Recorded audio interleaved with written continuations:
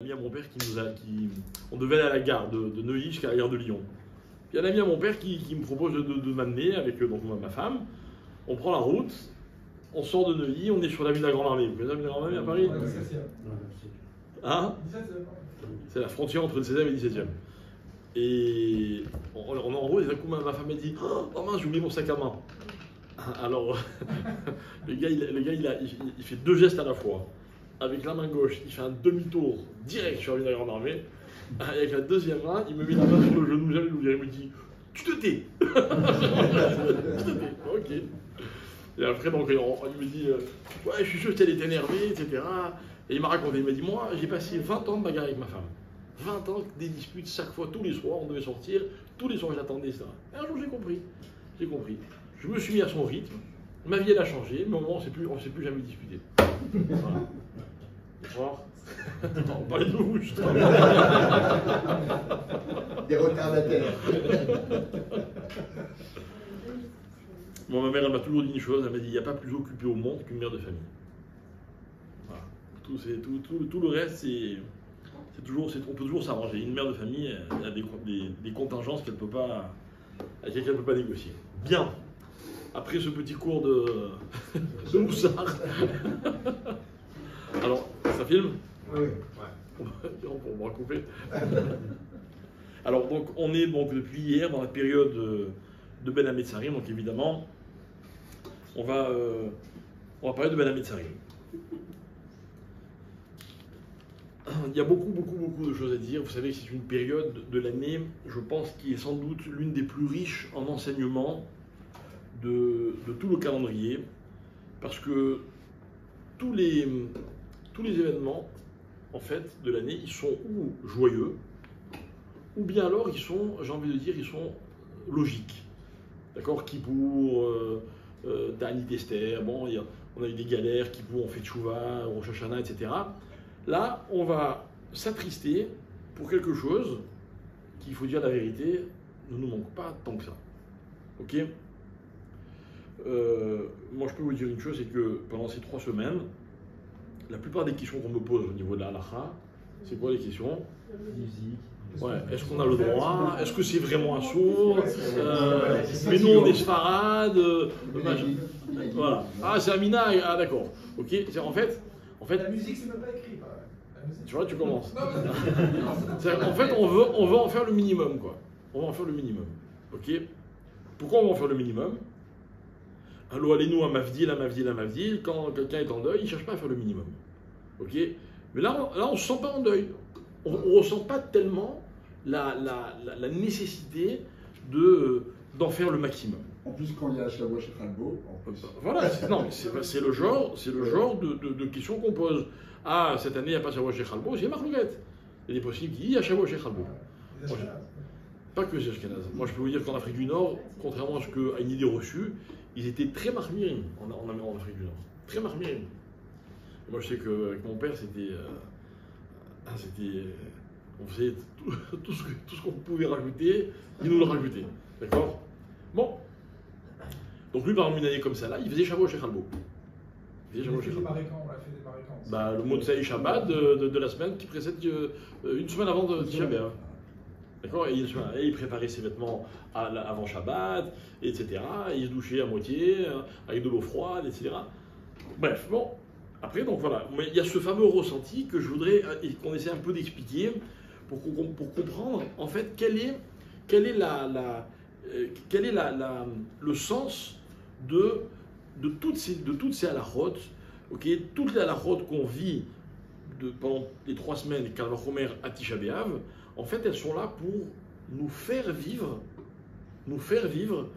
l'expérience de Chorban Yerushalayim. Donc, on ne va pas se mettre à pleurer ce soir, je ne crois pas. Bezrat Hashem, en tout cas, je ne pense pas qu'on va être capable de pleurer pour Yerushalayim. Mais on va en tout cas essayer d'expliquer qu'est-ce qui manque réellement avec une réflexion et se rapprocher un petit peu donc, des événements qu'on commémore. Alors, comme vous le savez, la Mishnah dans Ta'anit, Daf Kava Amud Bet, la Mishnah elle explique, elle dit il y a eu 5 choses le jour de 17 Tammuz et 5 autres choses le jour de Tisha B'Av. Après, dans l'histoire, il y en a eu peut-être plus, mais ces 5 choses-là, ce sont 5 raisons, fois 2, de faire Tisha B'Av. Il y en aurait eu une des 5, on aurait fait Tisha B'Av. On aurait fait 17 Tammuz. Alors, c'est quoi les 5 du 17 Tammuz? Alors, d'abord, attention, les filles à Seder, d'accord, dans l'ordre chronologique. Nishtabru aluchot. Les luchot ont été brisés. Bouta la tamid. Le korban tamid qu'on amenait tous les jours, il a été interrompu sur là. Alors, Marloket Rishonim, d'accord.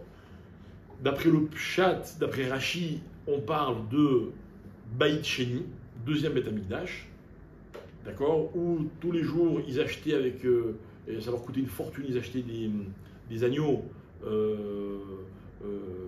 à leurs ennemis, et ils faisaient passer un panier par les murailles qui était rempli d'or ou d'argent, je ne sais pas quoi, et ils leur donnaient un. Et un jour, ils leur ont donné des cochons à la place de. Ils ont compris que c'était important pour les Juifs, ok, et ce jour-là, on n'a pas amené le Korban Tamid, et donc Bouta la Tamid. D'après le Rambam, non, d'après le Rambam, c'est déjà Baïd Rishon. Il y a eu un siège autour de Jérusalem, et puis au bout d'un moment, ils n'avaient même plus de quoi manger, ils n'avaient rien, et donc ils n'avaient plus de quoi faire le Korban Tamid. Donc ça, c'est le deuxième. Troisième chose, Oufkea Aïr, il y a un Beka, donc une faille, une brèche dans la muraille de Jérusalem. Quatrième chose, alors, Echnisut Selem Baïchal, ok, comment? Peut-être, c'est possible, peut-être que je confonds, peu importe, ok. Et donc, comment? Alors, hein, il semblerait que le quatrième, c'est qu'on a brûlé la Torah, Apostomos, il a brûlé la Torah ce jour-là, ok. Et alors? Il y en a eu plein d'autres. Il y en a eu plein d'autres. Mais là, la Gemara raconte dans Sanhedrin que ce jour-là, qu'en fait, dans le Beth Amikdash, ils avaient un Sefer Torah qui avait été écrit par Ezra. Et ce Sefer Torah, c'était la référence. Dès qu'on avait une question, un doute ou quoi, on voyait, on consultait le Sefer Torah, il était dans la Hazara, et en fonction de ce Sefer Torah, on avait donc toujours la réponse quand on avait un doute. Ce Sefer Torah a été brûlé, depuis, on n'a plus de référence. D'accord? Alors il y a une tradition, donc les Sfarim ils sont écrits toutes selon cette tradition, mais la référence on l'a plus. D'après d'autres, la volonté de Apostomos était de brûler tous les Sifrei Torah qui existaient. D'accord? Et enfin, Emidou Tselem Baïchal, donc ils ont mis un Tselem dans le Echal. Là aussi, il faut comprendre de quoi on parle. On verra, si on a le temps, on développera un peu ce cinquième point. Tisha B'Av, première chose, c'est-à-dire quoi?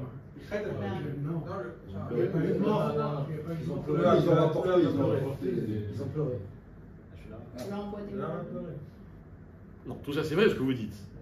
Mais la tragédie c'est quoi? C'est que il a été décidé que les Juifs qui sont sortis d'Égypte ne rentreront pas en Eretz Israël. Ils ont été privés d'Eretz Israël. On va expliquer dans un instant qu'est-ce que ça veut dire. Ok? Ensuite, destruction du premier Beth Amikdash, destruction du deuxième Beth Amikdash. Ensuite, la faute des Meraglim. Oui, on l'a dit. Ensuite, alors deux versions. Ou Nilkeda Betar, ok, ou Nechreva Betar. C'est la même histoire, mais deux versions. On va expliquer quelle différence il y a entre ces deux versions. D'accord? Il y avait quoi à Betar? Alors à Betar, lorsque les Romains sont entrés dans Yerushalayim, énormément de Juifs se sont sauvés et ils sont allés s'installer à Betar. À Betar, il y avait donc tous les Chachamim, enfin tous ceux qui étaient survivants, énormément de Juifs, c'était devenu une très très grande ville, etc. Et là, il y avait un homme qui était le roi, qui s'appelait Bar Koziba ou Bar Korba. D'accord? À propos de Bar Korba, tout le monde était convaincu que c'était le Mashiach. Le jour de Tisha B'Av, la ville de Bétar est tombée, Bar Koziba, Bar Korba a été tué, d'accord? Et donc c'est un Khorban. D'accord? On va expliquer ce point-là parce qu'il est très important. C'est plus période deuxième temps? Ouais. Oui, deuxième temps, parce que c'est Rabbi Akiva qui était le meneur de. Enfin bref. Et la cinquième chose, c'est Nirrecha Ha'ir. Ça veut dire qu'à l'endroit du Beth Amikdash, on a labouré la terre et on a planté des choses. D'accord?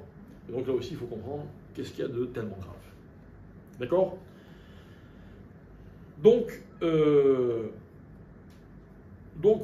tout commence, tout ce qu'on a expliqué, parce que le Maharal, il va expliquer qu'en fait, tout ce qui s'est passé le 17 Tammuz, c'est le début de ce qui va se terminer, entre guillemets, le jour du 9 Av. D'après le Maharal, ce n'est pas deux événements qui n'ont rien à voir, c'est un début et une fin à chaque fois, un aboutissement dans la catastrophe. D'accord? Donc selon cet esprit, parce qu'on va garder l'esprit du Maharal, on va dire comme ça. Comment tout commence?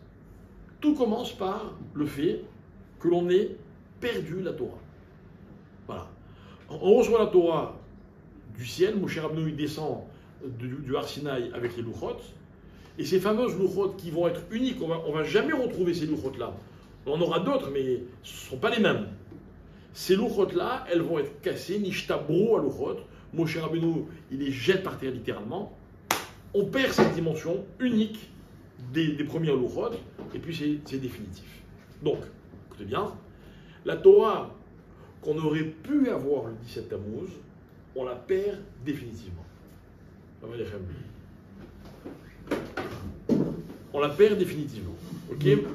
Bien. Donc, si on parle de Chorban, ça va être le mot clé, ça va être le mot Chorban. Chorban, c'est quoi? Destruction. Ok? La première destruction, c'est la destruction de la Torah. Ok? Destruction de la Torah. On va expliquer.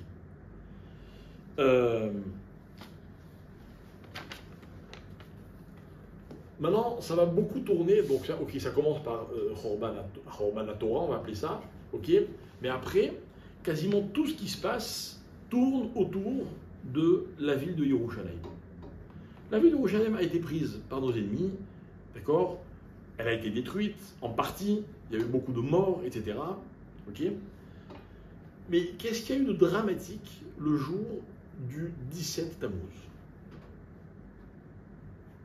D'accord? Donc, délibérément, je ne m'arrête pas pour l'instant sur Bouta la Tamid, je passe directement à Uvkea Ha'ir. La ville de Yerushalayim était fortifiée, elle était fermée. Ce jour-là, il y a une brèche. Il s'est passé quoi d'autre à part la brèche? Rien. Rien. Alors moi, je vous pose la question, c'est si grave une brèche? Si on m'avait dit qu'il y a eu un pogrom, il y a eu des morts, j'aurais compris. Hein? C'est le début de la fin. Mais ce n'est qu'une brèche. Hein? Vous disiez que n'importe quel événement à lui seul aurait suffi pour... Justement, c'est ma question. Alors, qu'est-ce qu'il y a de si grave dans la brèche? Je veux bien que ça commence par la brèche. Quand je vous dis tout à l'heure ça commence par Chorban Torah, on a détruit les Luchot, c'est pas rien. Mais une brèche, à la limite, ça se répare. Il y aurait pu une part de conséquences.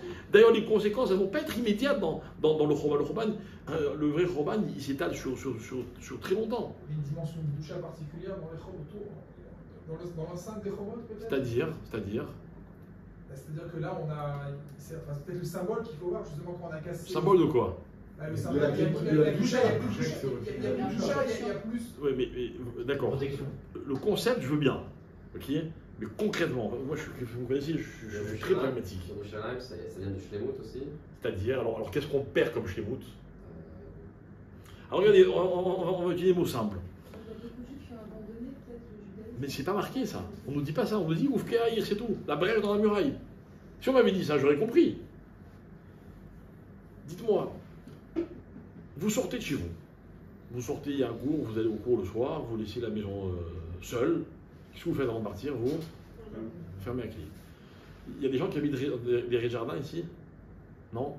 Tout le monde habite en étage? Hein? Il n'y a pas de jardin? Bon. Moi j'ai habité pendant de nombreuses années avec mon épouse et mes enfants à Beit Vegan, comme son nom l'indique, ok? Et on avait un rez-de-jardin, on habitait au rez-de-chaussée, d'accord? Et chaque fois qu'on sortait de la maison, il fallait aller vérifier que toutes les portes sont fermées, les fenêtres, machin, etc. On a déménagé il y a quelques années, on est passé en étage, on a senti une vraie libération. Ça vous claquez la porte et c'est tout, quoi.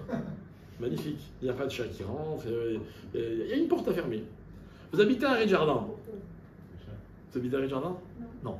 Il y a 10 fenêtres dans votre appartement, ou 15 fenêtres, ou ce que vous voulez. Vous les fermez toutes, sauf une. La maison, elle est ouverte, ou elle est fermée. Ça veut dire que, écoutez bien, si elle n'est pas complètement fermée, alors elle est complètement ouverte. Pourtant, vous avez passé 10 minutes à fermer 14 fenêtres sur 15. Non.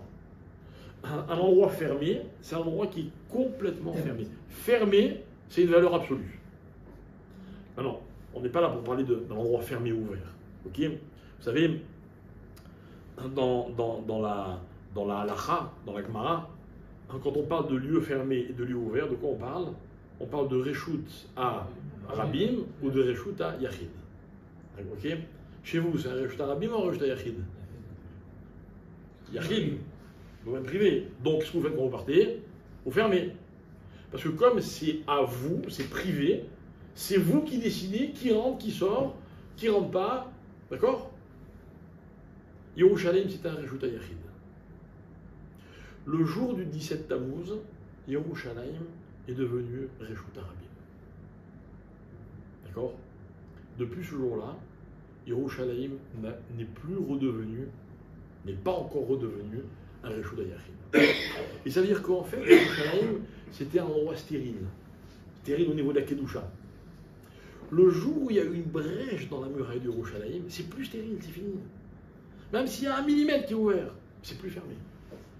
Donc, on ne contrôle plus ce qui rentre et ce qui sort dans Yerushalayim. Chez vous, vous contrôlez ce qui rentre et qui sort? Ouais.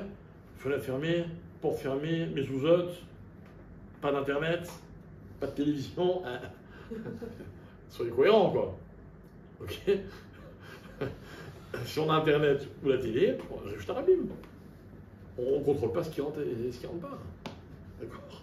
Donc, Yerushalayim, avant la brèche, pas d'internet. Après la brèche, Wi-Fi. Wi-Fi, comme on dit chez nous. D'accord? Ça, c'est Oufke Haïr. Oufke Haïr, mes chers amis, c'est un Khorban dont on ne s'est jamais remis. On ne sait plus ce que c'est Reshut à Yachid. On ne sait plus ce que c'est un lieu stérile, kadosh, pur. Je vous avais raconté un jour que j'avais entendu de mon Rav, le Rav Moshe Shapira. Le Rav Moshe Shapira, je ne sais pas si vous l'avez connu ou peut-être de réputation, il donnait des chourim exceptionnels, mais la période où il s'éclatait le plus, c'était justement pendant les 3 semaines de Av. D'accord? Et un jour, il avait fait un cours, il avait parlé d'éducation des enfants. Il avait dit de nos jours, on ne peut plus protéger les maisons. Il avait une expression qui était très belle, il disait de nos jours, les maisons sont transparentes. Un enfant, quel qu'il soit, même dans n'importe quel milieu, il sait tout ce qui se passe dehors. Ok? Comment on fait pour préserver un enfant dans une maison dans laquelle il y a des fuites, dans une maison transparente? Comment on fait? Il avait donné la réponse en une phrase, magnifique. Il disait, la seule chose possible, c'est de donner à un enfant qui a le choix, envie de plutôt regarder ce qui se passe dans la maison que ce qui se passe en dehors de la maison. Et il disait comme ça, si nos maisons sont agréables pour nos enfants, les enfants préfèrent regarder ce qui se passe dedans. Si nos maisons ne sont pas agréables pour nos enfants, ils préfèrent regarder ce qui se passe dehors. Voilà. Petite parenthèse, ok? Vous en faites ce que vous voulez. Un Oufke Haïr, c'est un Khorban. C'est un Khorban dont on ne s'est jamais remis. Ok? C'est exactement le même esprit que Boutal Atamid. Si on dit Boutal Atamid, que c'est Baït Sheni, le deuxième Atamid d'Ahash, ça voudrait dire que quoi? Qu'on n'a plus amené le Korban Tamid et c'était définitif. On n'a plus jamais eu le Korban Tamid. Mais si on dit selon la Chita qui dit que c'est Baït Rishon, alors ok, dans le deuxième Atamid d'Ahash, on a de nouveau amené Korban Tamid. C'est vrai, mais il ne sera plus Tamid. Il ne sera plus Tamid. Sans vouloir critiquer personne, moi je parle de moi le premier, hein. Je connais plein de gens qui sont très religieux. Ok? Mais vous savez ce qui est difficile, c'est pas d'être religieux. Ce qui est difficile, c'est d'être religieux tamid. Vous voyez? Des fois, il y avait comme ça une histoire de 3 chassidim qui disait mon rabbi c'est le meilleur. Il dit ah ouais, mon rabbi fait des miracles. Il dit un jour, on était dans une maison, il y avait un incendie, on était coincés dans la maison, il a dit vous inquiétez pas, il a dit les flammes à droite et les flammes à gauche, et puis il y a une ouverture, on est sortis, on est tous indemnes. Ah magnifique. Et non, mon rabbi à moi il est meilleur. Et il donne un exemple un peu similaire. Troisième, il dit non, mon rabbi il est encore plus fort que le vôtre. Il dit un jour on marchait dans la rue, un Shabbat après-midi, et tout d'un coup il a vu un billet de 500 € posé par terre dans la rue. Il a dit Shabbat à droite, Shabbat à gauche, il a pris le billet. D'accord. Le plus difficile c'est Tamid. Tamid, comme très belle image de Tamid, enfin très belle, très moche en fait. Hein. Je raconte toujours l'histoire de ce couple que je connais, que j'ai connu personnellement, parce qu'aujourd'hui je ne sais pas où ils en sont du tout, ok, mais je vous laisse décider de la fin de l'histoire. Ils se sont connus, c'était un couple qui n'était pas religieux à l'origine, ils sont connus en boîte de nuit. Vous savez ce que c'est? On m'a raconté, ok. Et ils sont connus dans une boîte de nuit, bon, ils ont dansé ensemble, puis apparemment le feeling est passé, un beau jour, ils décident de se marier. Le gars, il dit à sa femme, il dit, voilà, je t'avertis une chose, moi, j'adore danser. J'adore danser. Bon, moi, je t'avertis, tous les samedis soirs, ou je ne sais pas quel soir, une fois par semaine, moi, il faut que j'aille en boîte, j'ai besoin de danser. Et il dit, ça tombe bien, elle lui répond, ça tombe bien, moi aussi. Donc, ils se marient, une fois par semaine, ils vont danser, tout le monde est content. Puis un jour, on imagine les grossesses, les accouchements, les machins. Au bout d'un moment, la femme elle dit bon, moi, ça y est, je suis plus en état, quoi. Elle m'a dit, mais moi, je t'avais averti, hein. Tu veux venir avec moi, avec plaisir, tu veux venir avec moi, j'y vais tout seul. Il a continué comme ça, à aller tout seul danser en boîte alors qu'il était marié. Qu'avoue. D'accord. Je ne connais pas la fin de l'histoire, mais je peux l'imaginer. Écoutez bien, ne rigolez pas, parce que ce serait pour moi un cas typique de personnes qui se disent moi je suis marié, hein, je suis un mari, mais pas Tamid. Pas Tamid. De temps en temps, comprenez la dimension de Tamid. On étudie la Torah. C'est magnifique d'étudier la Torah. Mais qui peut dire moi j'étudie la Torah Tamid? Il y a quelques semaines, il y a quelques jours, on a fait des halachot à la synagogue du Kriyat Shema Lamita. Vous savez, quand on se couche, on doit faire le schéma, etc. Et on a expliqué qu'à l'origine, la raison de cette halacha, de ce din, de faire le schéma quand on se met au lim, c'est que la Gemara dit c'est pour s'endormir mitor divrei Torah. On doit s'endormir mitor divrei Torah. La nuit, ça représente un tas de choses, le din, etc. J'avais un rabbin à la yeshiva, il nous avait dit un jour dans un shiur, il nous avait dit moi je fais pas Kriyat Shema Lamita. Il dit j'ai pas besoin de ça pour m'endormir en pensant des divrei Torah. Il pensait à ça tout le temps. Tamid, ok. Le jour où on a été interrompu dans cette constance qui s'appelle Korban Tamid, on ne l'a plus jamais retrouvé. Ok. C'est comme Oufkeaïr, une brèche, une seule, ça suffit. Une seule, ça suffit. Un trou dans un bateau, c'est tout le bateau qui coule. Ok. Bon, après, il y a les autres exemples, etc. Mais je voudrais qu'on continue pour revenir sur Yerushalayim dans un instant. La Mishnah continue et elle nous dit que, par exemple, il y a eu donc l'histoire de Bétar. Alors, je vous ai dit, il y a deux versions. Première version, Nilkeda Bétar. Deuxième version, Necheva Bétar. Je ne me rappelle plus si c'est Marloquette, Talmud Bavi ou Talmud Yerushalmi, ou c'est Marloquette Rishonim. Ne m'en veuillez pas, je ne me rappelle pas, mais peu importe. Alors, récapitulons. Il y avait un homme qui s'appelait Bar Korba. Tout le monde pensait que c'était le Mashiach. On dit que Rabbi Akiva, c'est lui qui l'avait prénommé Bar Korba. Pourquoi? Il avait dit, toi tu es comme le passouk qui parle de Yaakov, Darach, un Kochav, les Yaakov. D'accord? Il était convaincu que c'était lui le Mashiach. Maintenant, moi je vous pose une question, mes chers amis. C'était le Mashiach ou c'était pas le Mashiach? C'était le Mashiach jusqu'à ce qu'il faut. Hein? C'était le Mashiach jusqu'à ce qu'il faut. Il a fait quoi comme en Mashiach? Il a fait quoi? On m'a expliqué que le Mashiach, il allait ramener tous les Juifs en Eretz Israël, et le Beth Amikdash allait être reconstruit, etc. Il n'a rien fait de tout ça. Alors c'est Mashiach ou pas? Bah Tachles, Mashiach ou pas? Non.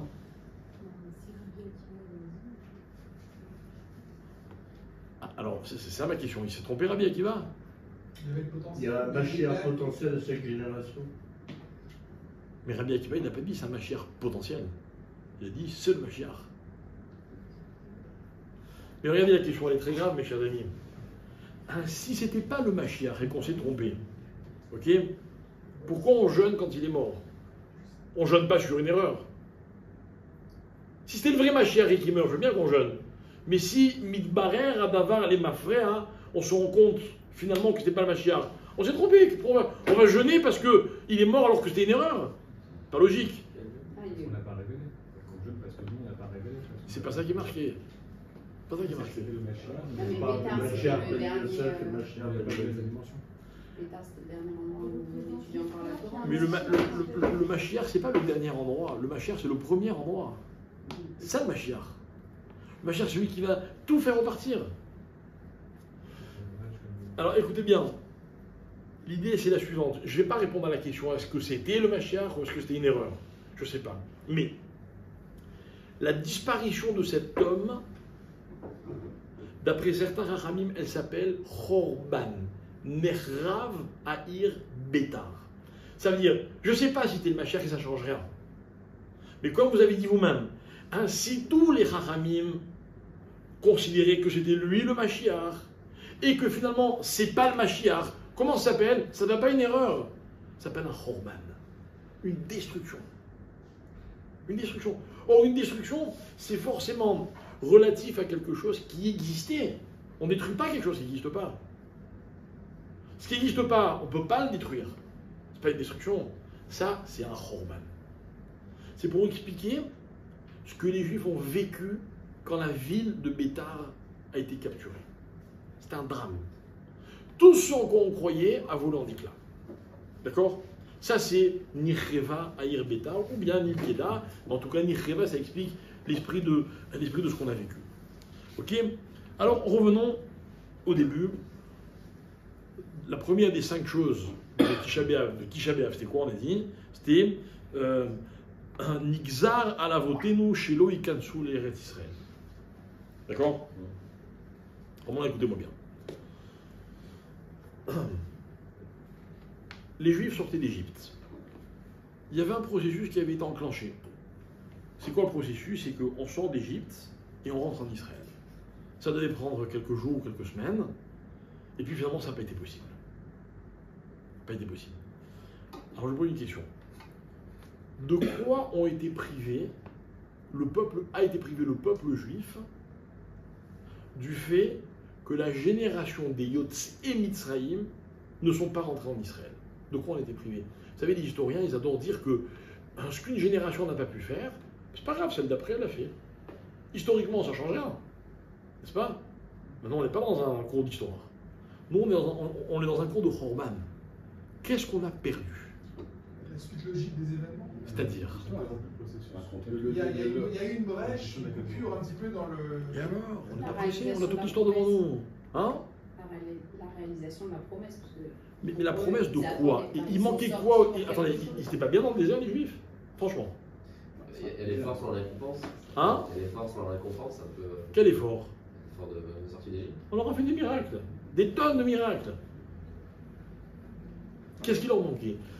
Qu'est-ce qui manquait aux Juifs quand ils étaient dans le désert? Si on répond à cette question, on aura répondu à tout. Non. Non, attention, je veux un terme qui n'est pas spécialement un terme religieux, qui englobe tout le reste. Mais c'est un vrai concept. L'envie. Ben non, ils en avaient envie, les pauvres. Pas dire qu'ils n'en avaient pas envie. L'action sur la terre.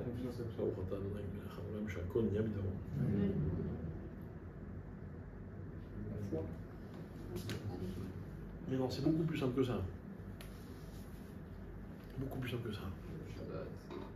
D'être propriétaire. Il en manquait. Comment on approche? La souveraineté. Aïe, on s'éloigne. La soumission. Il leur manquait une chose. Une chose.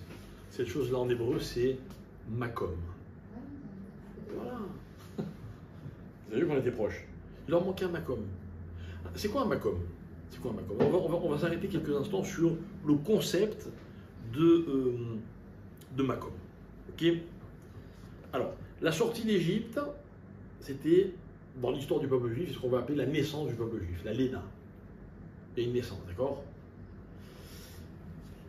Quand un enfant vient de naître, qu'est-ce qu'on fait en général?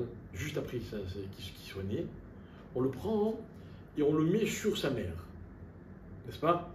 Pourquoi? Bravo. On va vous expliquer qu'effectivement, non. L'enfant, il sort d'un macom, il ne sait pas où il est. Il sait pas où il est, il est perdu, il pleure les enfants quand ils naissent. Ils ne comprennent pas ce qui leur arrive. On vient, on lui dit, t'inquiète pas, ton macom il est là. Ça veut dire que dans la vie, il n'y a pas plus perturbant que de ne pas avoir de macom. Il n'y a pas plus réconfortant dans la vie que d'avoir un macom. J'entendais, comment il fait les choses, j'entendais tout à l'heure une émission, j'étais en voiture, et entre deux coups de fil, je mets la radio, et il parlait du loto. Et en fait, c'était toute une émission pour expliquer, comment on dit l'Aït-Makrout, comment on dit la dépendance, vous voyez. Donc, je sais pas, apparemment, j'ai écouté 5 minutes, hein, où les gens, il y avait des gens qui expliquaient, des psychologues, etc., comment dans la vie on se crée des dépendances et des addictions, quoi, en fait. Ok. Et il racontait plusieurs cas de gens qui dépensent tout leur argent pour jouer. Alors, il y en a qui disaient, bah, encore l'auto, c'est pas ce qu'il y a de pire, d'accord, mais bref. Ils ont interviewé une personne qui était avant, qui a aujourd'hui fait une association pour aider les gens, etc.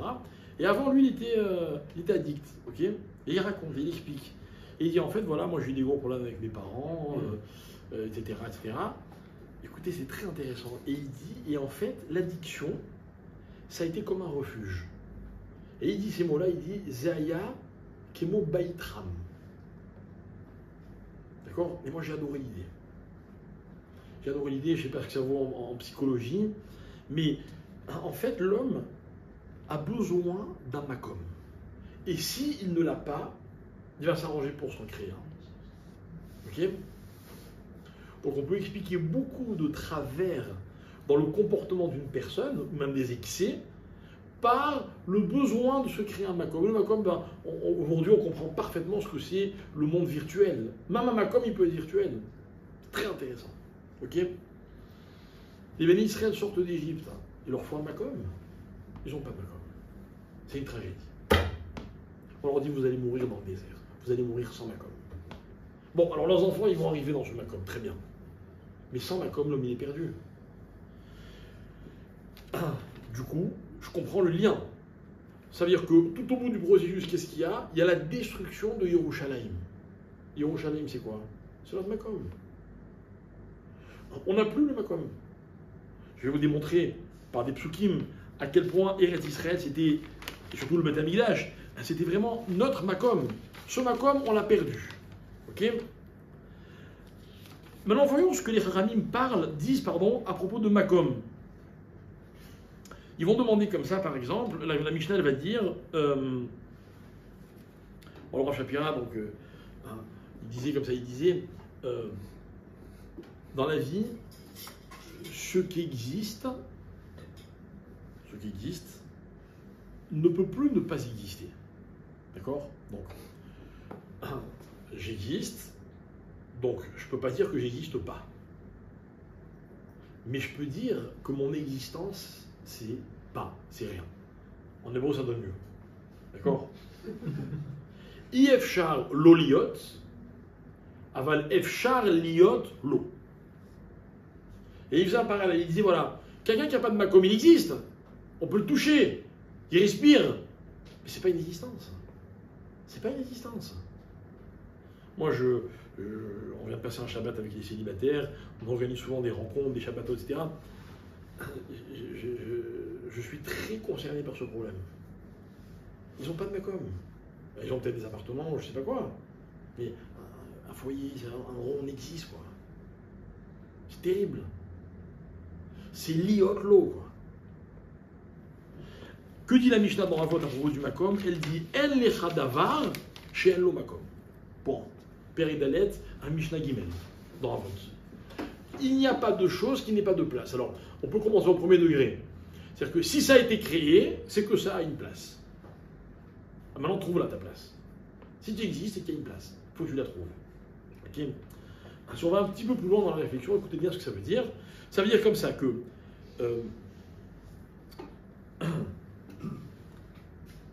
en amont de l'existence de chaque chose, il y a d'abord un makom. Exemple, prends un exemple hyper simple. Bereshit bara Elokim, au début, qu'est-ce qu'il a créé? Et Hashamayim vet haaretz. C'est quoi Eretz? Eretz au début, c'est Tohu, Vavohu, Rocher, Théom, c'est rien. C'est un makom. Comme le makom existe, alors tout peut être créé. D'accord? Facile? Jusque-là, c'est facile. D'accord? Très bien. Reprenons. En lecha davar chez en lo makom. Si ça s'appelle davar, ça veut dire que yesh makom. Si une chose est une chose, comprenons, si elle existe, alors elle a un makom. Parce que si elle n'avait pas de makom, elle ne pourrait pas exister. D'accord? Très bien.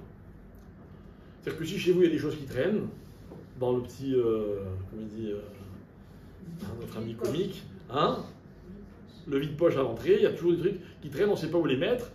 Si elles existent, c'est qu'elles ont un makom. Ok? Très bien.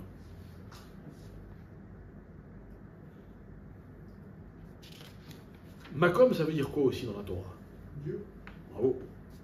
Makom, ça veut dire, c'est un mot qui souvent désigne Hachem. Ok, on le voit très souvent dans la Torah. Avraham, vayelech al makom, vayaret makom erachok, vaivga makom à propos de Yaakov Avinu, Manoah makom azé, etc. Makom, en vérité, makom, c'est un kadosh baruch. Ok, quand on veut consoler quelqu'un, qu'est-ce qu'on lui dit? Makom et Nachem etrem. Makom, c'est un kadosh baruch. Ok. J'avais un jour comme ça j'étais allé voir un ami à moi qui, le pauvre, avait perdu sa femme, Lolinou, et on avait discuté justement de cette phrase Makom et Nachem etrem, c'est quelqu'un de très érudit, et il m'avait dit, j'ai enfin compris ce que ça veut dire cette phrase. Et il m'avait dit, écoutez bien, ça m'avait marqué. Il m'avait dit, au premier degré, la chose la plus dure, c'est de voir dans ma maison tous les endroits dans lesquels ma femme devrait se trouver et elle n'y sera plus jamais. Le makom, il est vide. D'accord? Je me suis même demandé ce jour-là, qu'est-ce qui est pire? Une chose sans makom ou un makom sans ce qui est censé l'occuper? Mais finalement, ça revient au même. D'accord? Il m'avait dit, voilà, je me suis levé un matin, c'était pendant les 7 jours, il me dit, j'ai vu ses chaussures et je me suis dit, elle ne sera plus jamais dedans. C'est une façon de dire les choses. Ok, c'est ça makom. Quelle est la valeur numérique du mot makom?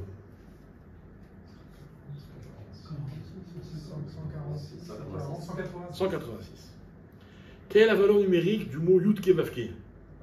26. Aucun rapport, n'est-ce pas? Sauf que. Sauf que. Non, je sais. Hein? Non, je sais. Sauf que, si vous prenez, comment on écrit Yud Kevavke? Yud c'est 10, He c'est 5, n'est-ce pas? Et Vav et He. Ok, vous faites Yud fois Yud, He fois He, Vav fois Vav et He fois He, et vous obtenez 186. Et alors, on a dit quoi avec ça? Allez bien. De là, nos ramis vont nous apprendre que Makom, c'est un outil qui permet à ceux qui l'occupent, alors je vais dire en hébreu parce que c'est encore plus kiffant, ok, c'est ce qui permet à son occupant la hitpashtut. C'est quoi la hitpashtut? Fait de se diffuser, de s'étaler, en un mot de grandir. On ne peut pas grandir sans Makom. Un makom, c'est ce qui permet à une personne de grandir. Je vous vois, d'accord? Je vous croise, vous occupez la place, c'est quoi, quelques centimètres carrés? Pas grand-chose, n'est-ce pas? Si je rentre chez vous et je vois le makom qui est le vôtre, vous n'êtes plus que les quelques centimètres carrés que vous occupez. Voilà pourquoi makom, ça peut être une maison, ça peut être une synagogue aussi. Je peux dire, ça c'est mon makom. Très important de fréquenter une communauté et de s'y attacher, d'avoir un makom. On ne grandit pas quand on n'a pas de makom. Akadosh Baruch Hu, c'est 26. Si je permets à Hachem, entre guillemets, d'être mitpachet, au carré, quoi, vous comprenez? C'est la lettre fois la lettre, le maximum. Le maximum de la hitpashtout de Yudke Vavke, c'est 186. C'est makom. Voilà pourquoi Hachem s'appelle makom. Je continue. La Gemara raconte que lorsqu'on a fait les calculs pour savoir combien mesurait le Bet Amikdash, on a tout pris en compte. Au début, les Chachamim ne savaient pas. Donc ils ont pris en compte combien mesurait la Hazara, combien mesurait le Kodesh, combien mesurait le Kodesh à Kodashim, et du coup, à quelle distance se trouvait la Menorah du Misbéar, etc., etc. Quand on a fait tous les calculs, qu'est-ce qui manquait? Il manquait les quelques centimètres carrés qui étaient censés occuper le Haron à Kodesh. Vous calculez dans tous les sens, le Haron à Kodesh ne rentre pas. Et la Gemara dira, mais c'est normal, vous savez pourquoi? Parce que à Aaron, Eno Minamida, pardon.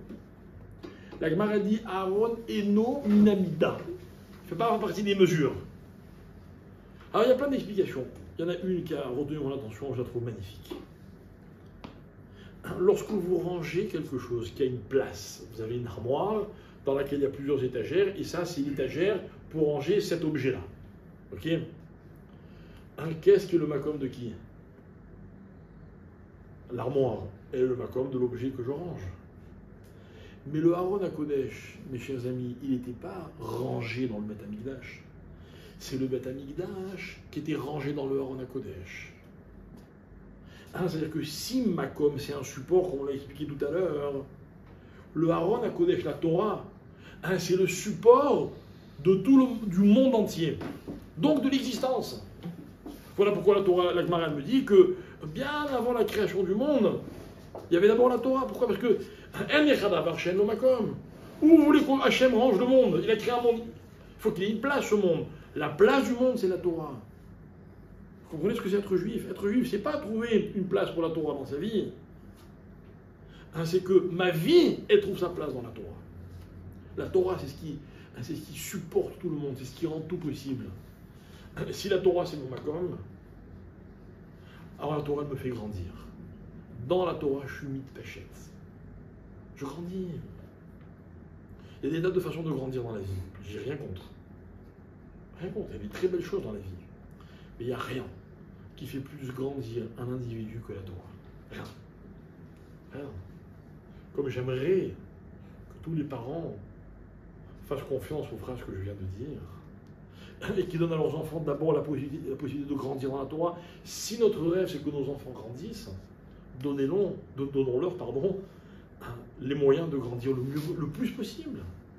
Alors vous pouvez en faire des grands ce que vous voulez. Mais si vous faites le choix de les faire grandir dans la Torah, c'est le makom du monde entier. On ne peut pas grandir plus que dans la Torah.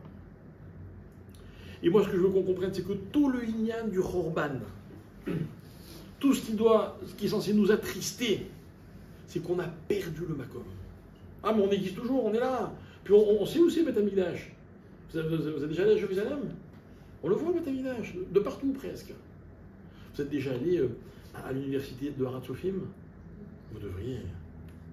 Harat Sofim, ça surplombe tout Jérusalem, et il y a une synagogue dans l'université.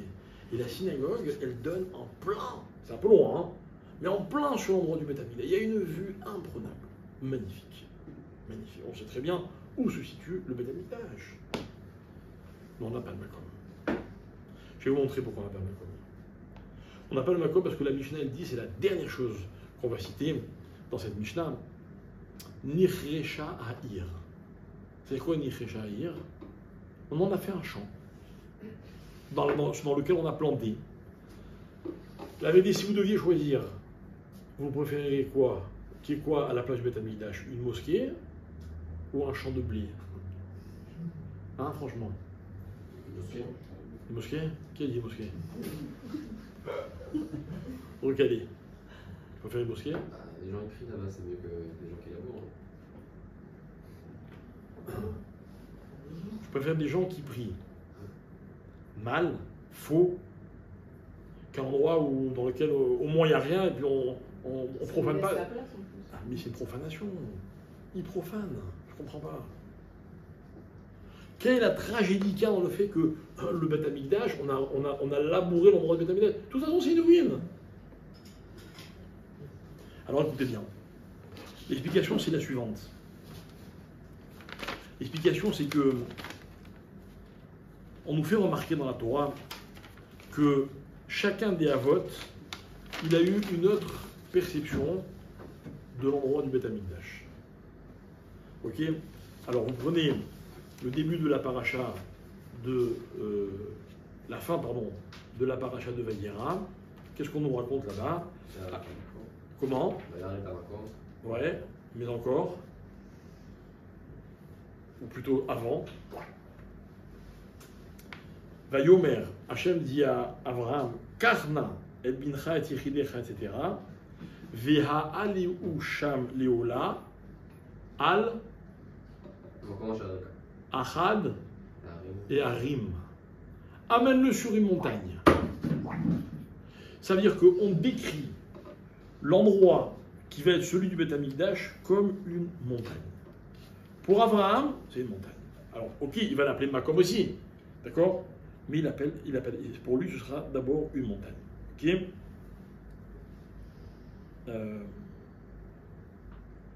Il va dire Abraham, Vayikra Abraham Shem Makomahu, Hashem Yireh, Asher Yamer Hayom Behar Hashem Yireh. Pour lui, c'est une montagne. Vous savez ce que c'est une montagne? Comment vous écrivez montagne en hébreu? Comment vous écrivez? Heresh. Heresh, c'est le shoresh de quel mot? Parce que vous savez que le shoresh grammatical, c'est 3 lettres, mais le shoresh à Kabbalah, c'est 2 lettres. Mais bon, on ne va pas s'étendre sur le sujet. Ah, mais c'est quoi? C'est le shoresh de quoi, Har? Mesdames. Herayon. Oh. Herayon. Quel rapport entre une montagne? La forme. Bizarre. Vous allez voir comme c'est beau. Vous allez voir comme c'est beau. Les Khamim disent qu'une montagne, la montagne, c'est l'expression de la terre quand elle veut se rapprocher du ciel. C'est une excroissance. C'est l'expression de la volonté pour la terre de se dépasser. C'est exactement le principe d'une grossesse. Une grossesse, c'est une personne, une femme en l'occurrence, une mère, une future mère, qui est ce qu'elle est, ça ne lui suffit pas. Elle veut aller beaucoup plus loin. Alors, son propre corps, il va prendre cette forme, il va pousser vers l'avant, pour aller le plus loin possible. D'accord? Et même dans les sociétés où on a tendance à critiquer ceux qui prennent du ventre, je sais de quoi je parle, ok, quand une maman est enceinte, on la félicite. On la félicite. Parce que c'est la volonté d'aller vers encore plus. Ça, c'est art. Ok? Quelques versets plus tard, la Torah me raconte que, alors que comme par hasard, Eliezer arrive avec la future femme de Yitzhak, Rivka donc, ok, à dos de chameau, qu'est-ce que fait Yitzhak à ce moment-là? Pile à ce moment-là, qu'est-ce qu'il fait? Il a fait. Il va sortir prier. Et la Torah me dit, où est-ce que Yitzhak va prier? Va yetse Yitzhak la Souar Basadé. Ok? Pardon, je suis allé trop loin. Va yetse Yitzhak la Souar Basadé. Yitzhak est allé prier dans les champs. Et les Khamim vont nous dire, où est allé prier Yitzhak? Si on nous raconte qu'Yitzhak, il priait tous les jours, Yitzhak. Si là on nous le raconte, c'est qu'il allait prier à l'endroit du Beth Amikdash. Donc de champs, on est passé à... De montagne, on est passé à champs. C'est mieux ou pas? Pourquoi c'est mieux? C'est mieux parce que c'est Hefker. Une montagne, ça appartient à personne, par définition. Alors qu'un champ, c'est sûr que ça appartient à quelqu'un. Sinon, c'est pas un champ, c'est un terrain vague. Mais un champ, justement, un champ, ça produit. Il y a quelqu'un qui va travailler dans ce champ. Ok? Donc c'est moukdar, comme on dirait en hébreu. Le shtayachim. Bien fait. Ok? On va pas s'arrêter là. On va aller jusqu'à Yaakov Avinu, qui un soir se couche sans savoir exactement où il est, et il fait un rêve incroyable dans lequel il y a une échelle avec des malachim qui montent, qui descendent. Le lendemain matin, il se réveille en panique, et qu'est-ce qu'il va dire? fait Enze kiim bet Elokim. Vizé shara shamayim. Vaikra et shara makom ha'u bet el. Il en a fait une maison. Donc ça veut dire que ce makom, mes chers amis, au fur et à mesure de l'histoire, il trouve son sens tous les jours un peu plus. De Har, il devient Sadé, de Sadé, il devient Beit. Et qu'est-ce qui se passe lorsque nos ennemis nous chassent de Yerushalayim? Qu'est-ce qui se passe? Le Beit, il redevient Sadé. Et ça, c'est une catastrophe. On a fait marche arrière. Ça veut dire que le makom, il a perdu de sa valeur. Il a fait marche arrière. Le makom, il n'est plus ce qu'il a été un jour. Comment ça s'appelle en hébreu, ça? Qui a dit? Quelqu'un qui a dit, mais qui a eu honte de le dire. Qui a eu peur. Non? J'ai cru entendre le mot chorban. Ouais. Ça s'appelle un chorban. Quand quelque chose régresse, ça s'appelle un chorban. C'est une destruction. Donc, mes amis, récapitulons. Tout ce qu'on a dit jusqu'à maintenant, c'est quoi? On a expliqué qu'en fait, ce qui manque au peuple juif depuis la destruction, depuis Tisha B'Av, qu'est-ce qui nous manque? Il nous manque un makom. On n'a plus de makom. On a perdu cette dimension dans laquelle on pouvait se retrouver. Maintenant, regardez ce qui se passe. En quoi c'est si grave de parler de makom? Où c'est marqué que c'est tellement grave de parler de makom? Alors là, carrément, je reviens au début de l'histoire. Et je vais dans la paracha de Bereshit, lorsque Adam Arishon et Chava ont fauté. Ils ont mangé l'arbre, le fruit qu'ils n'auraient pas dû manger. La Torah dit, tout d'un coup, ils ont Vatipakarna et Ene Shenehem, littéralement leurs yeux sont ouverts, ils ont tout d'un coup été beaucoup plus lucides, et ils se sont rendus compte qu'ils étaient nus. Alors ils ont eu très honte, donc ils se sont fait des vêtements. Mais sur ces entrefaits, Vaishmiu et Kol Hashem Elokim Mitaler Bagan. Ils entendent Hachem qui arrive dans le jardin. Donc qu'est-ce qu'ils font? Ils se cachent. Hachem, il sait où il se trouve, il ne sait pas où il se trouve. Bien sûr qu'il sait Hachem, il sait tout. Mais qu'est-ce qu'il fait Hachem? Il joue leur jeu, il leur dit Vaikra Hachem Elokim en Adam, Vayomerlo, Ayeka. Où tu es? Pourquoi Hachem dit où tu es? Et les Chachamim vont nous expliquer que Hachem fait prendre conscience à Adam. Il dit Adam, tu as fauté, tu n'as plus de makom. Tu as perdu ton makom. C'est-à-dire que dans la vie, c'est quoi la faute avec tout ce que ça implique comme échec, comme régression? La faute, c'est de perdre son makom. Perdre son makom. Vous voyez, mes chers amis, quand on fait une avéraille, on devrait se poser une question. On devrait se demander, mais qu'est-ce que je fous là? C'est pas ma place ici. Ainsi, vous vous posez cette question et que vous ne trouvez pas de réponse, vous savez que l'expérience, elle est négative. Négative. Que Dieu nous en préserve. Un malade, quand il arrive dans un hôpital, qu'est-ce qu'il se dit? Qu'est-ce que je fais là? C'est pas mon makom. Prenez l'exemple de quelqu'un qui va en prison, Chas Shalom. Il dit, mais qu'est-ce que je fais là? J'ai rien à voir avec tout ça, moi. Combien de fois dans la vie on se demande, mais j'ai aucun rapport avec l'environnement dans lequel je me trouve. C'est ça, Ayeka. Ayeka, c'est l'expérience avec laquelle je ne suis pas chalem. Vous voyez, en français tendance, on dirait ce que je ne peux pas assumer, quoi. J'assume pas. Qu'est-ce que je fais là? J'ai rien à voir. Ça, c'est Ayeka. Ça, c'est la question que pose Hachem à Adam lorsqu'il commet cette avéra-là. Alors, mes chers amis, de tout ce qu'on vient de dire, qu'est-ce qu'on va retenir? On va retenir que on est triste, on est censé être triste, parce que Yerushalayim n'a pas encore été reconstruite, parce qu'on a été chassé, parce que finalement on est en exil. Alors c'est vrai qu'on est en exil. Malheureusement, même en Israël, on est en exil. Vous savez pourquoi? Parce qu'on n'a pas retrouvé ce makom. Le makom du Beth Amikdash, c'était deux choses. C'était l'endroit dans lequel tous les Juifs se sentaient chez eux. Il n'y avait pas un Beth Amikdash Ashkenaz et un Beth Amikdash tunisien, avec un seul. C'était l'endroit, c'était le makom de tout le monde. C'était le makom non seulement de tous les hommes, et la deuxième chose, c'est que c'était le makom d'Akadosh Baruch Hu. Vous imaginez un endroit dans lequel Hachem il peut nous recevoir. Ça, c'est un makom. Ce makom, il a disparu. Maintenant, si vous me dites, ben, moi, franchement, ça va, je m'arrange. Alors, je vous rappellerai la chose suivante. Makom, la fonction de makom, c'est hitpashtout, c'est de grandir. Et je vais vous dire quelque chose, je vais être un peu dur un instant, mais c'est pas grave, vous allez comprendre l'esprit. Aujourd'hui, le peuple juif, mes chers amis, c'est un petit peuple. Petit. On est peut-être géniaux, on est peut-être ultra performants, peut-être même mieux que le monde entier, peut-être. Mais par rapport à ce qu'on pourrait être, on n'est rien.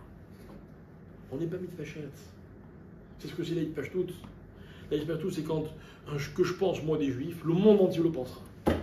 Là, on pourrait dire on s'est vraiment étendu. Pour l'instant, c'est pas le cas. Pour l'instant, c'est comme un enfant, mais on lui donne pas les moyens de s'exploiter. C'est terrible. C'est une tristesse, mais il n'y a rien de pire dans la vie. Le véritable échec, c'est pas de commettre des erreurs. C'est quoi le véritable échec dans la vie? Que Dieu nous en préserve. C'est de ne pas être ce qu'on aurait pu être. Ah, il avait des capacités, ben, le pauvre, il n'a jamais pu les exploiter. Shemishmor. Ah, ça, c'est l'absence de makom. Dans la vie, il faut toujours prier pour être dans le meilleur makom par rapport à ce que l'on vit. Meilleur makom. Quand vous cherchez du travail, vous cherchez un endroit dans lequel on va exploiter vos capacités. Ça, c'est makom. Alors,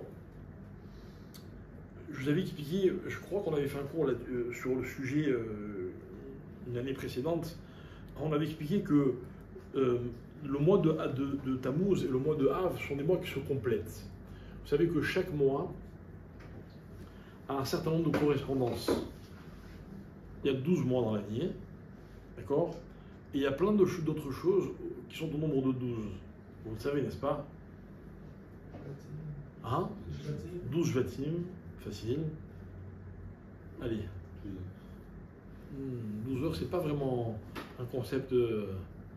C'est 24 heures divisé par 2. Ah, 12 doigts. 12 doigts? Les 12 tribus. C'est ce qu'il a dit, ouais. Donc 12 mois, 12 tribus, 12 pierres du Rochem, pas mal. 13. Pardon? Les Mazalot, bravo. Je crois qu'il n'y avait que des nuls, mais ça va. Donc 12 tribus, 12 pierres du Rochem, 12 Mazalot, 12 mois. Bon, après les autres, c'est un peu plus compliqué. Ça, si déjà vous connaissez pas, vous n'avez pas trouvé ça là. Alors par exemple, il y a 12 lettres dans l'alphabet, parce que dans l'alphabet, il y a 3 groupes de lettres. 3 groupes. Il y a les imot, les kfulot et les pshutot. Mais bon, c'est vrai que ça, si on ne sait pas, on ne peut pas le deviner.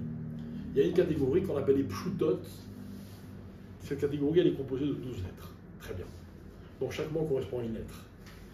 Chaque mot va correspondre à un des 12 organes vitaux de l'homme. Encore une fois, selon les Chachamim. Tout ce que je vous dis, notamment, c'est marqué dans le Sefer HaYetzira. Qui c'est qui a écrit le Sefer HaYetzira? Avraham Avinu. Qui l'a rédigé? C'est Rabbi Akiva. Ok? C'est-à-dire le Sefer HaYetzira, il est rédigé par Rabbi Akiva, mais Meyuchas à Avraham Avinu. Bon, bref.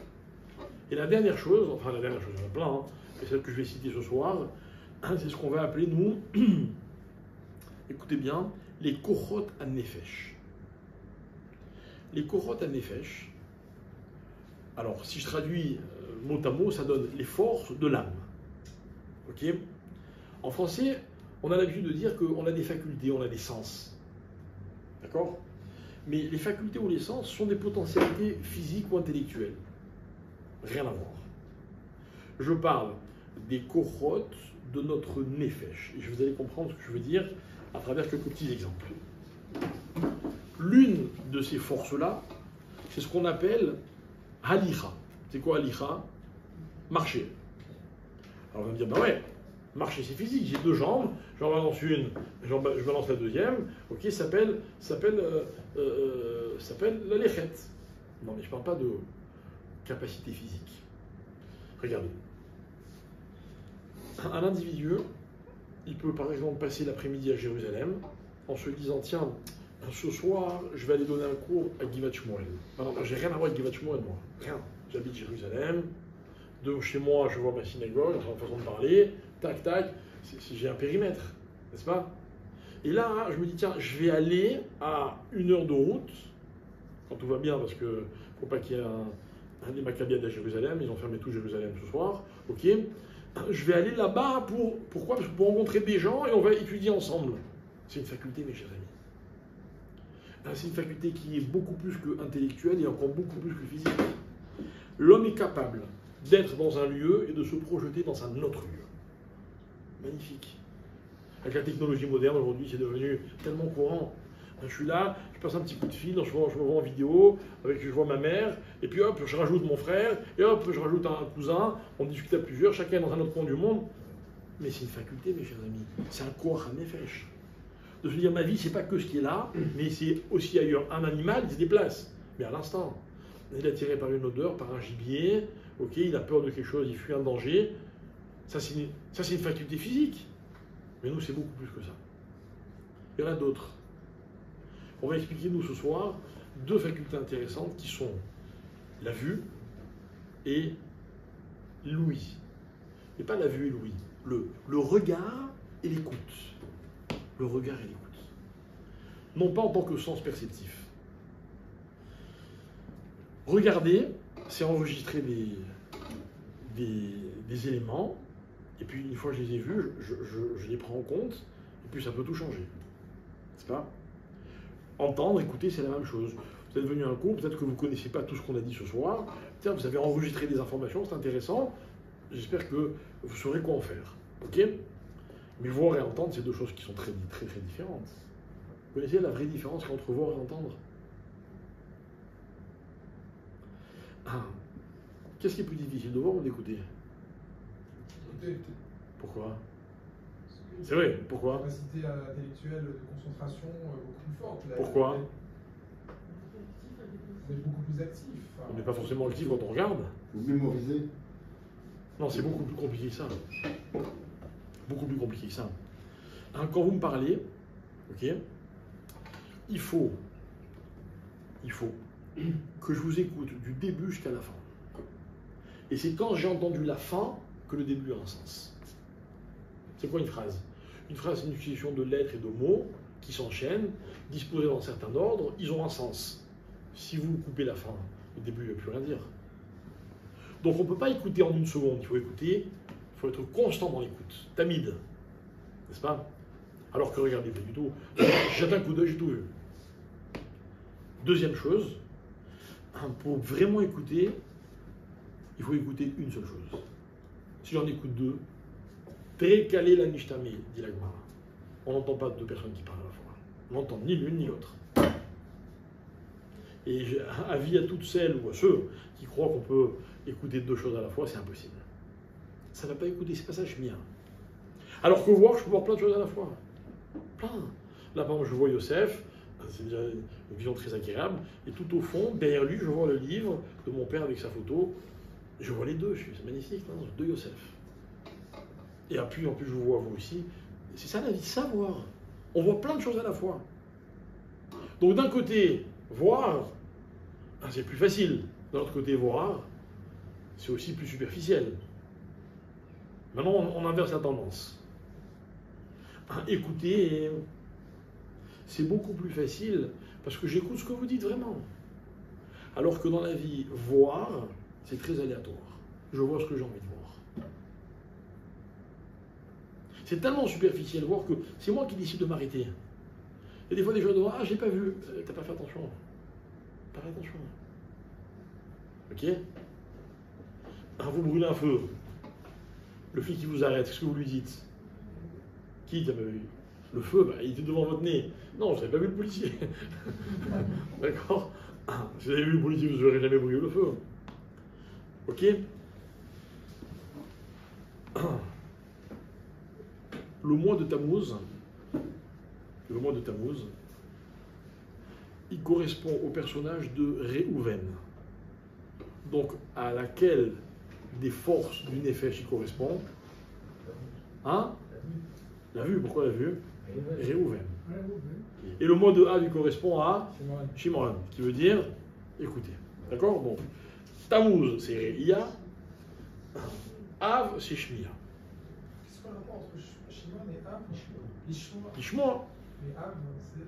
Ah non, c'est pas dans le mot. D'accord. C'est pas dans le mot. Mais vraiment, non, pourquoi l'un et l'autre sont Réia et Shmia? Ok? Pendant tout le mois de Tammuz, les explorateurs explorent.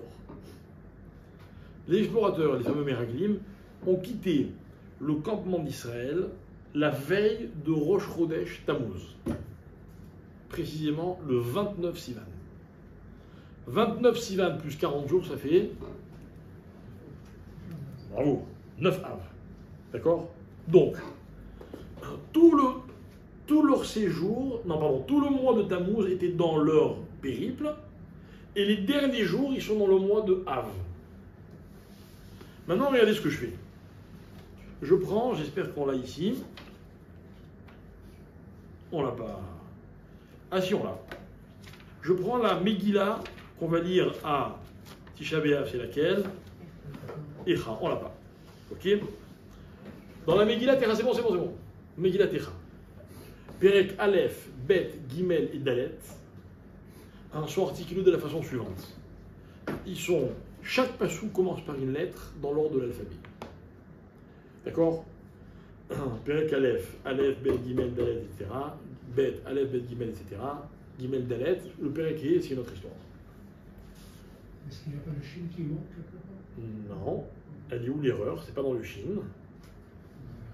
L'erreur, elle est que dans Perek Bet, Gimel et Dalet, et sous l'œil attentif du contrôleur qui vérifie si... Ah non, c'est pas ça.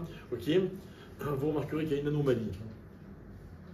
On a interverti la lettre Aïn et la lettre P. Ok. Aïn, ça veut dire quoi? L'œil. P, c'est la bouche. Demande la Gemara pourquoi. Pourquoi on intervertit les deux? Dans quel période? Gimel, Bet, Gimel, Dalet. Donc 3 sur 5. 3 sur 4 qui sont dans l'ordre alphabétique. La Gemara dans sa répond. Et elle dit, vous savez pourquoi on intervertit? À cause des Meraglim. Pourquoi? Parce qu'ils ont dit ce que leurs yeux n'avaient pas vu. Ah, et pourtant ils ont raconté ce qu'ils ont vu. Quand ils ont dit qu'il y avait des géants, on était comme des sauterelles, c'est une terre qui mange ses habitants, il y a des forteresses, et c'était vrai. Mais la Gemara va expliquer la chose suivante, elle va dire, ils ont interverti les deux. Ils ne sont pas allés voir pour raconter, ils avaient décidé ce qu'ils voulaient raconter, donc ils sont allés voir ce qu'ils avaient décidé de raconter. Journaliste en France. Pédéré. Pas qu'en France, mon cher ami, dans le monde entier. Okay, on va quand même pas comparer les Meraglim aux journalistes. D'accord? Mais c'est ça. C'est une faute, mes chers amis, de faire passer l'œil avant l'oreille ou avant la bouche. C'est-à-dire qu'il faut d'abord s'inspirer. Puis après, tu racontes ce que tu veux. Or, eux, c'est pas ça. Ils avaient déjà décidé de ce qu'ils allaient raconter. Le récit était déjà écrit à l'avance. D'accord? Ça va nous faire prendre conscience d'une chose, mes chers amis. Ça va nous faire prendre conscience qu'en fait, le drame du regard... Attention, parce que ce que je vais dire là, jusqu'à présent j'ai été sympa, maintenant je ne vais pas vous faire de cadeaux. Ok? La Torah va nous apprendre que le danger du regard, c'est que l'homme a tendance à regarder les choses comme il a envie de les regarder, comme il a envie de les voir. Alors que les yeux servent à enregistrer ce qui se passe réellement. Bon. Alors, c'est normal, c'est humain, vous allez me dire. Et moi, c'est pas un reproche que je veux faire, au contraire. Moi, je veux expliquer, je veux comprendre la chose suivante, c'est qu'en fait, si l'homme décide de voir ce qu'il a envie de voir, donc en fait, l'homme, il peut voir ce qu'il décide de voir. N'est-ce pas? Et en fait, ce qu'il aura décidé de voir, c'est ce qu'il va vraiment, c'est ce qu'il va voir dans la réalité. Très bien. Donc ça veut donc dire que si l'homme décide de voir le bon côté des choses, il va voir le bon côté des choses. Vous savez que l'homme a été créé à l'image d'Hachem. Vous vous êtes déjà demandé quel rapport entre vous et Hachem? Il est où le rapport? Hein? Sphirot? Je connais pas. Je suis un peu nul, moi, dans ce domaine. Ok? Non, mais donnez-moi un exemple concret. Alors, quel rapport j'ai avec Hachem? Quel rapport?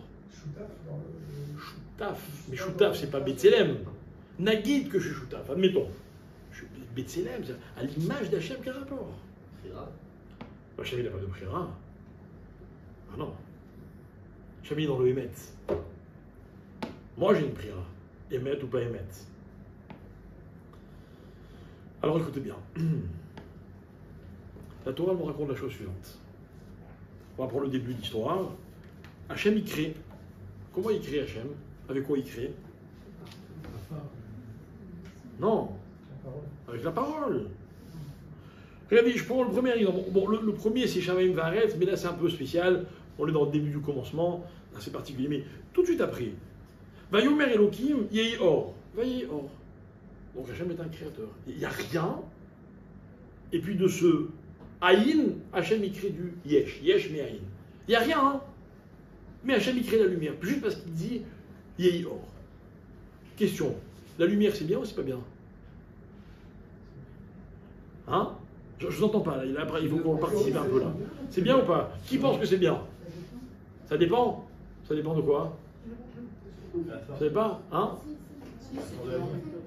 Ça dépend de la lumière. La force de la lumière, ça dépend. Trop fort, c'est pas bien. Ah, le soleil, c'est pas bien? Ouais, Ça dépend où on est. C'est pour l'obscurité, le forcément, avec elle, c'est bien. C'est nécessaire. Pour l'obscurité, c'est pas bien? Ah non, c'est bien. Quand vous allez vous coucher, vous tenez pas la lumière, vous? D'accord. Bon. Si on crie lumière, c'est parce que c'est bien. Non, mais mes chers amis, je savais que je vous adore. Hein, mais vous pensez pas à ce qui est marqué dans la Torah? Ah, merci. La Torah dit que la lumière, elle est bien. Merci. La Torah dit que la lumière, elle est bien. Mais elle ne le dit pas tout de suite. Écoutez ce que dit la Torah. Vayomer Elohim Vayehi Or, ni tov ni pas tov. Vayar Elohim et Or, un qui tov. Dans un deuxième temps, Hachem regarde la lumière, et la lumière, elle est bien. Maintenant, vous continuez. Deuxième jour, il dit pas tov, parce qu'il y a toute une histoire. Il dira deux fois tov le deuxième jour. Comment c'est le troisième jour? Comment c'est marqué le troisième jour? Vayar Elohim qui tov. Deuxième fois, Vayar Elohim qui tov. Quatrième jour, je continue. Tac, tac, tac. Vayar Elohim qui tov. Vayar Elohim. Donc c'est la vision. C'est incroyable. C'est-à-dire que les choses ne sont tov que après Vayar Elohim. Et de là, nos rabbins nous apprennent que les éléments, l'existence des choses, elle est ni tov ni pas tov. Vous savez ce qui rend les choses tov? C'est le fait qu'on les regarde. C'est le fait qu'on les regarde.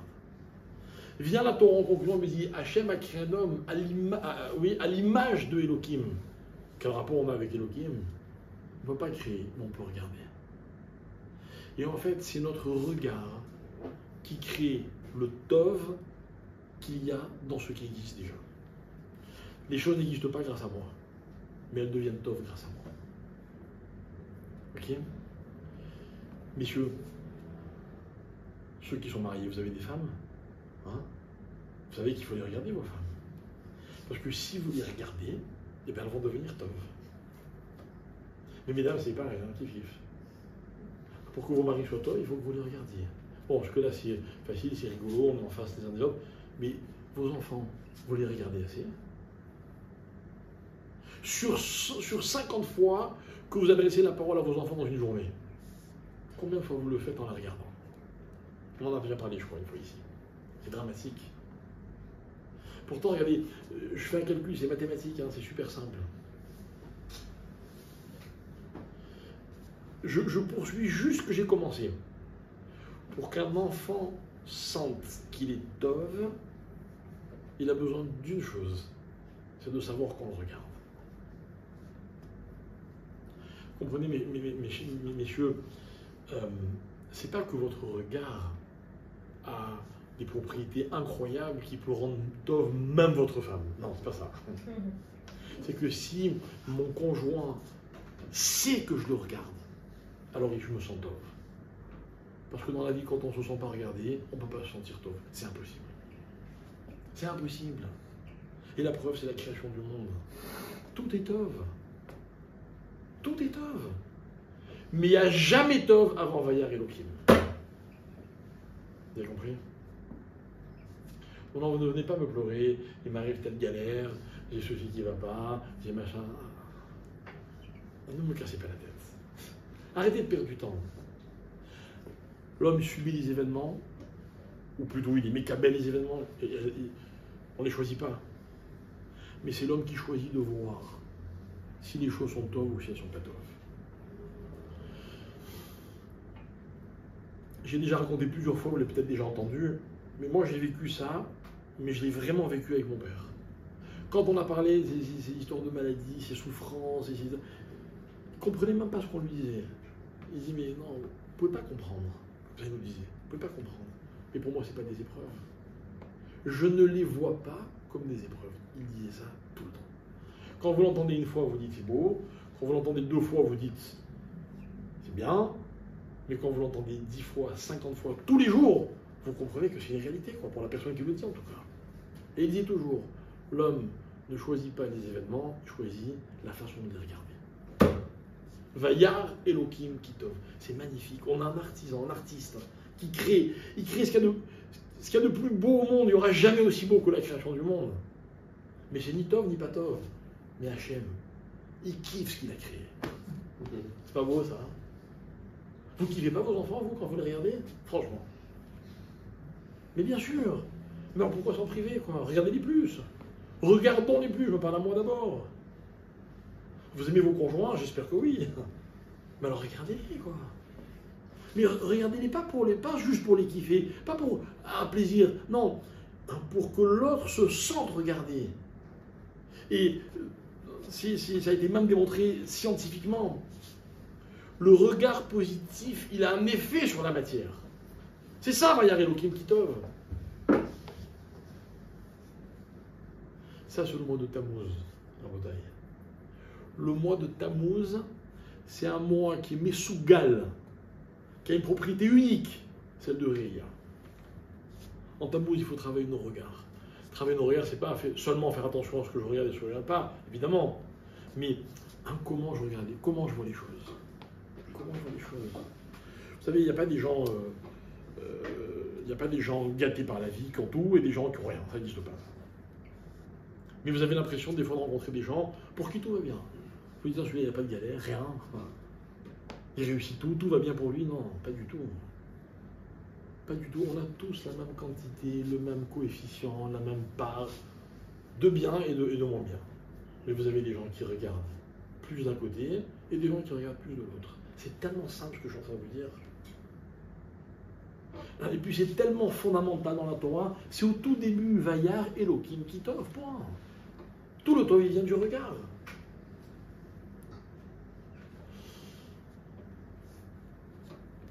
La Gemara, elle dit comme ça, et on va conclure avec cette idée. Kol hamitabel al Yerushalayim, tout celui qui s'en deuil sur Jérusalem, qu'est-ce que la Gemara, elle dit? Zoché, Véroé, Bessimchata. Il mérite et il voit la joie de Jérusalem. Bon, je pourrais expliquer ça, pshat. Quand on est en deuil pour Jérusalem, le jour où on va la voir Jérusalem, on sera heureux. Celui qui ne s'en deuille pas pour quelque chose, vous perdez quelque chose, puis non, je m'en fous. Quand vous la retrouvez, ce n'est pas forcément une grande joie. Mais quand vous cherchez, etc., vous êtes désespéré, et que vous retrouvez, ça c'est une grande joie, n'est-ce pas? Facile. Mais c'est pas ça qui est marqué.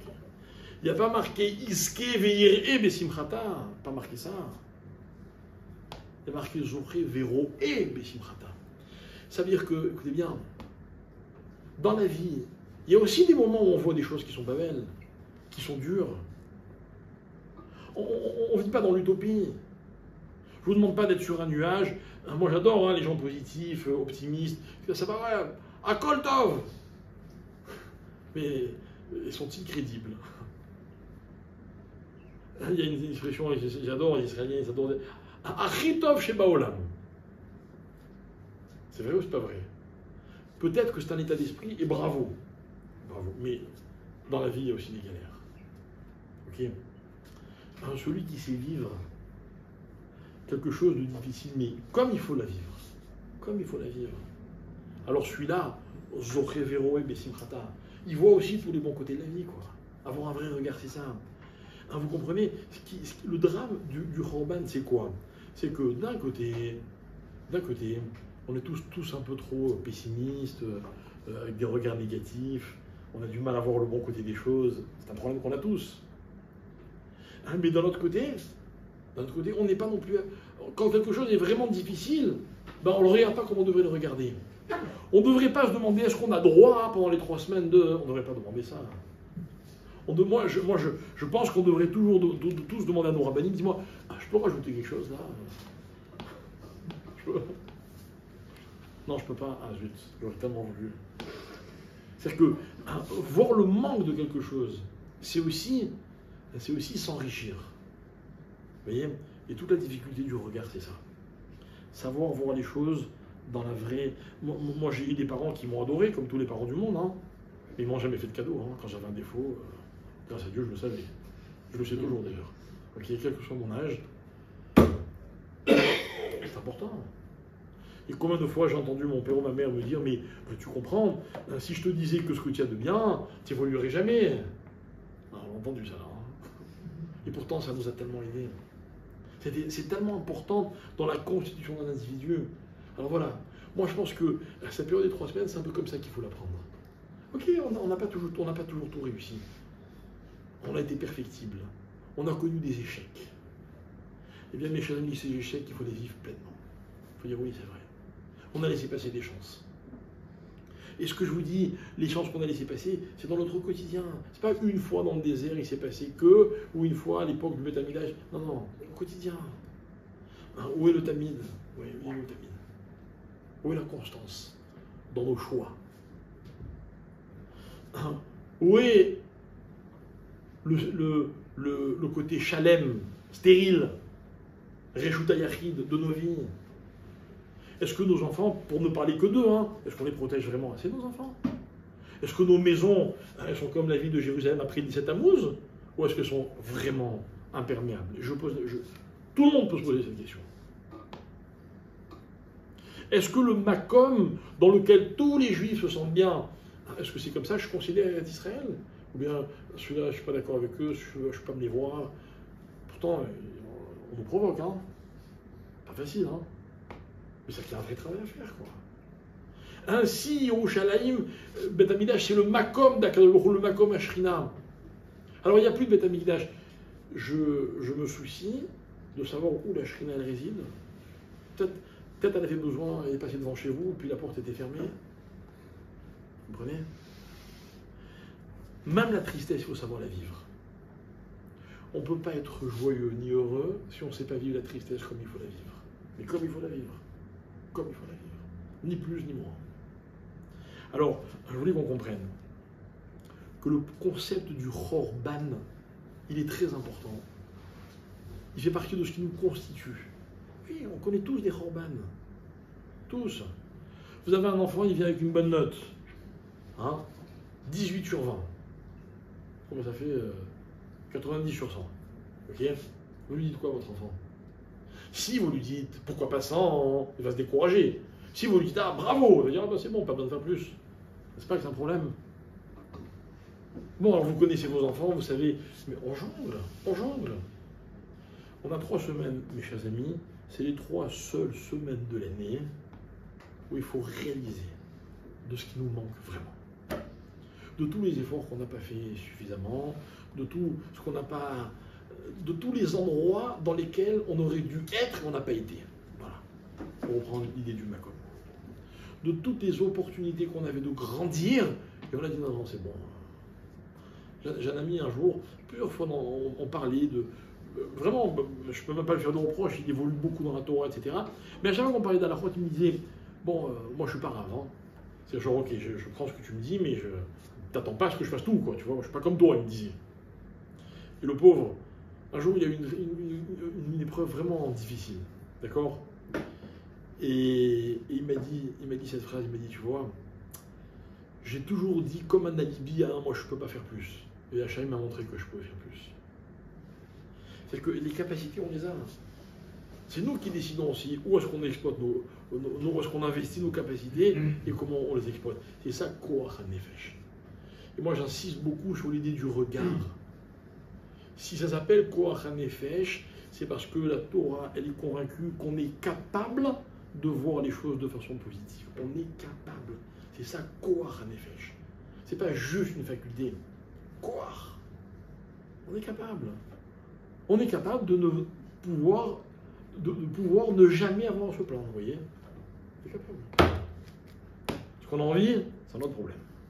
Dans ces cas-là, on ne vit pas l'épreuve pleinement. Si on voulait dire juste avant qu'il faut savoir vivre les épreuves, mais pour que justement ensuite, on puisse vraiment mieux se relever pendant les temps de... Alors, d'abord, deux réponses, mais qui n'en sont qu'une seule. Premièrement, savoir vivre l'épreuve, c'est justement en retirer le bon côté. D'accord? Deuxièmement, c'est pour ça qu'il y a des halachot.